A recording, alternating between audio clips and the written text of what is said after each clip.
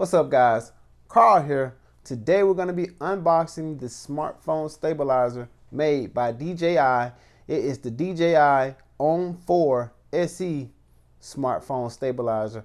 Let's go ahead and jump right into this video. This smartphone stabilizer is made by DJI. It is the OM4. My current stabilizer has been pretty good to me. I haven't really had any issues out of it. The only thing is, whenever I record in it, I just record in my regular iPhone video format because I'm limited to the cinematic feature that I like to use on my iPhone. So let's check it out. I saw this online, and when I bought my original Osmo 2, I think I paid somewhere around $300 to $400 for it. And this bad boy right here was only a whopping $100. So first things first, you have a box here. It looks like there's a wipe. Oh, a pouch. So this nice little pouch. Inside the pouch is this nice little string right here. So we'll just lay this to the side. Toss that off to the side as well. You have this nice little tripod here. That's pretty cool. Comes with its own cable, and this looks like a USB-C. See? Then of course it comes exactly what you're looking for, which is this big baby right here. So before we start doing things, let's get this last piece out. So it comes with this, some sticky tape. Well, I guess an extra sticky. And then this right here. So cool. So the first thing I guess we can do, and it's just some stickers on there to let you know. Oh, so that's a nice, that's a healthy magnet right there. So that's pretty cool.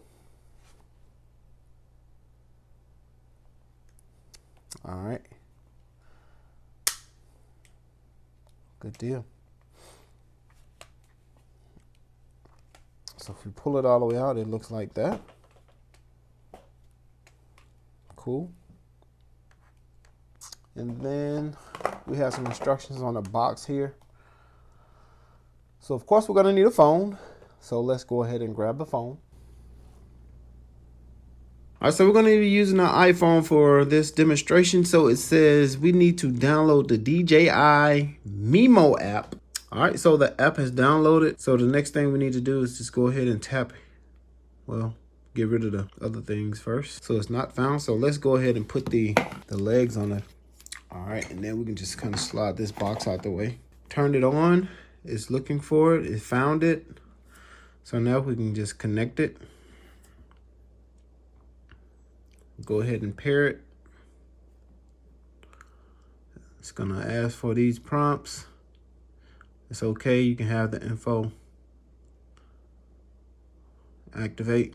It has successfully finished activating. So we'll just go ahead and make sure that we got a check mark here. So making sure that it's not crooked, then noticing where the joystick is, and the joystick is here. Shutter button, oh, that's our shutter button.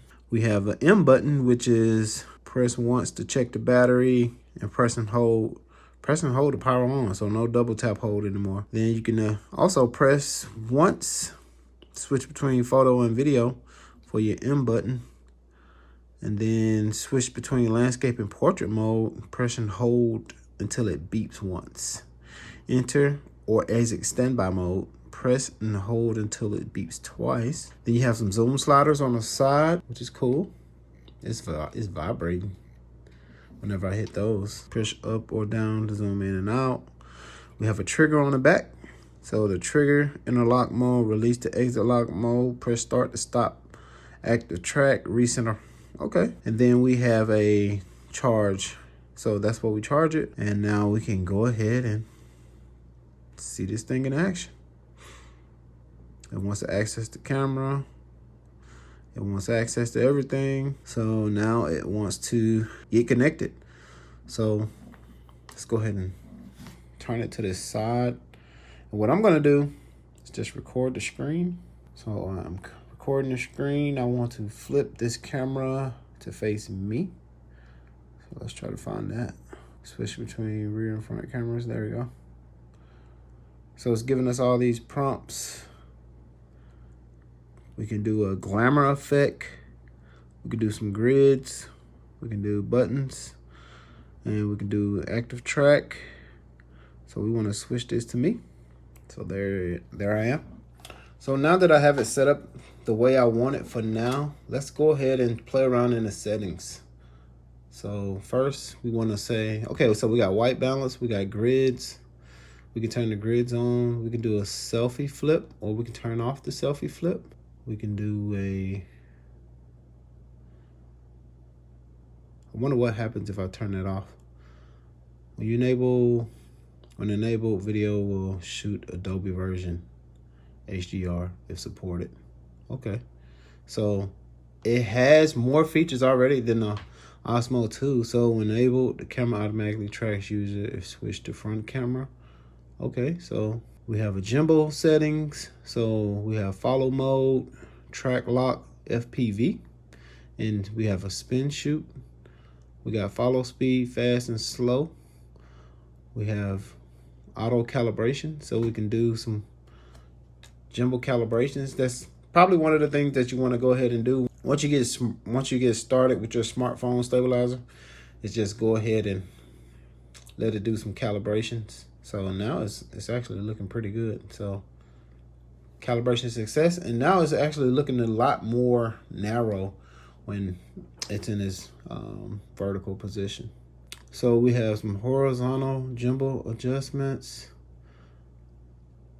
So it's giving us some of that, so we don't have to bother that right now. We got the zoom speed, medium, slow, and fast. We have press M button. M button is for photo, I guess. That's fine. Control stick speed. It says control stick control, inverted joystick. And then we got some more video settings here. If we go here, we can turn this on. Okay, so it enhances the picture quality, looks like. I don't need no enhancements. So it can, I guess, make you look slimmer. What is this? Then we have the resolution in FPS. We got 1080, 30 frames per second. You can bump it up to 2K, looks like. Then we have some camera settings. So you can turn up your exposure, mess around with your shutter, mess around with your ISO. Then down here, I think this is just a play menu for any of the videos that you've made. You have a few features down here. You have hyperlapse. You have time lapse. It's gathering information for each one of these. Okay. We got a, what is this? Dynazoom, which is interesting. Move in, move out. And then we have, whoa, active tracking is off. If I turn it back on by double tapping like that, I think, there it is. So now it's actively tracking me. One thing I do notice that's different is I don't see the percentages on how much time is left on the stabilizer or the iPhone. Usually you see the percentages, but I don't see those. I wonder if it's something that I could eventually turn on and off. I don't see any settings for those in particular, but either way it's fine. We can also add some more grid lines, or we can just turn the grid lines off. It says when able, camera automatically tracks user, switch to front camera. And yeah, I think that's all we can do. We have enhancements. Once again, it's crazy that this actually enhances your picture. That's for the ladies, I think. Like I said, active track is on. Other things is I have nothing down here. So I have this right here, which is a gesture control. So follow and shoot, which is use gesture control to shoot while the gimbal actually follows the user. Okay, that's pretty cool. And then you can turn it off. And if you go ahead and hit, let's go ahead and do photo. If you go ahead and hit photo, when you change the actual shooting mode, you can actually see some different settings. So what I like to shoot in is 16:9, and I'm cool with everything else. I think these settings pretty much stay the same. And now I can hit, I guess, where's my shooter? Boom. So you press that for a photo and it takes the photo. If I go to slow motion, there is no front facing slow motion camera, and it gives you the option to use a flash or don't use a flash, which is also fine. And if we take it into this mode, it gives us an option to also use a flash. We can do a time lapse. Time lapse gives us the ability to come back into our forward facing camera, and the settings that we get is just a white balance and a grid. And if we go into hyperlapse, we also are able to use our forward facing camera, and the settings that we get are hyperlapse as well. For hyperlapse is white balance and grid as well. In photo mode, it looks like you also have the ability to set a timer. So if I go ahead and hit this, now I got some time to go ahead and set up.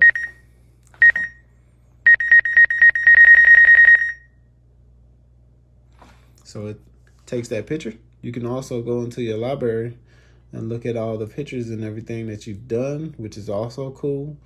You can also come in here, and if it looks kind of cuckoo, crazy, you can go ahead and delete it. And it shows some other pictures that you've done as well. And you can come back here. So that works. So it can sense if your phone is unbalanced, or if your phone is weighing more on one side than the other side, which is also cool.